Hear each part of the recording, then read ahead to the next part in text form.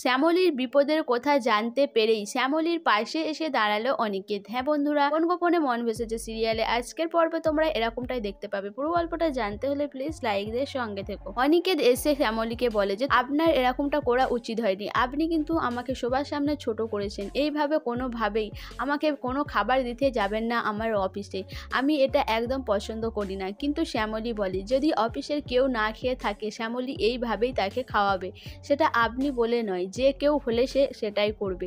এরপর অনিকেত আর শ্যামলীর মধ্যে তর্ক বিতর্ক শুরু হয়। অনিকেত লাস্টে বলে যে আমি আপনার সাথে পারবো না। এরপর অনিকেত ওখান থেকে চলে যায়। এদিকে শ্যামলী রান্না বসায়। শ্যামলীকে অনিকেতের বাবা ফোন করে জানায় যে তাদের অন্য একটা ইভেন্টের সেখানে লোকের প্রয়োজন, শ্যামলী যেতে পারবে কিনা। কিন্তু শ্যামলী জানায় যে সে যেতে পারবে না। শ্যামলী তখন বলে যে ঠিক আছে, আমি এখান থেকে মন্দার আর দুজনকে পাঠিয়ে দিচ্ছি। এরপর মন্দার আর দুজনকে ওখান থেকে পাঠিয়ে দেয়। কিন্তু শ্যামলী একা কিভাবে ম্যানেজ করবে বুঝতে পারে না। এদিকে শ্যামলী মাংসটা রান্না করার পর সে নিজে চেখে দেখার চেষ্টা করে, কিন্তু তার মনে পড়ে যায় যে তার আজকে ব্রত, সে কোনোভাবেই আজকে মাংস চেখে দেখতে পারবে না। কিন্তু কাকে দিয়ে সে টেস্ট করাবে সেটা বুঝতে পারছিল না। এরপর শ্যামলী রান্না বান্না করে সব গুছিয়ে রাখে। এদিকে শ্যামলীদেরই একজন ফিরে আসে। শ্যামলীকে বলে যে ম্যাডাম আমি চলে এসেছি, আপনার কোনো অসুবিধা হবে না। এরপর শ্যামলী তাকে মাংস টেস্ট করে দেখতে বলে। সেই সময় শ্যামলীকে ডেকে পাঠায় অফিসের লোক। শ্যামলী সেখানে চলে যায়। এদিকে মাংস টেস্ট করার পরে সে বুঝতে পারে যে মাংসতে প্রচুর নুন দেওয়া আছে। সেই কথাটা শ্যামলীকে বলার জন্য শ্যামলীকে খুঁজতে থাকে, কিন্তু কোথাও শ্যামলীকে দেখতে পায় না। অনিকেতের সাথে দেখা হয়ে যায়। অনিকেতকে সব কিছু খুলে বলে।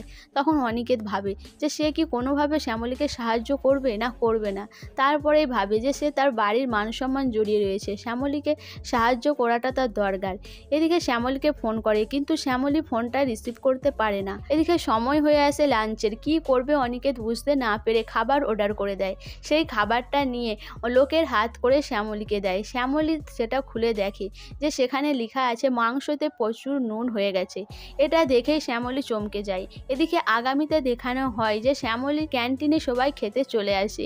এরপর শ্যামলী জানায় যে তার রান্না কমপ্লিট হয়ে গেছে, সেখানে কি কি মেনু আছে সবাইকে জানায়। তার মধ্যেই তারা বলে যে তাহলে মাংসটা কোথায়। শ্যামলী কি করবে বুঝতে পারে না।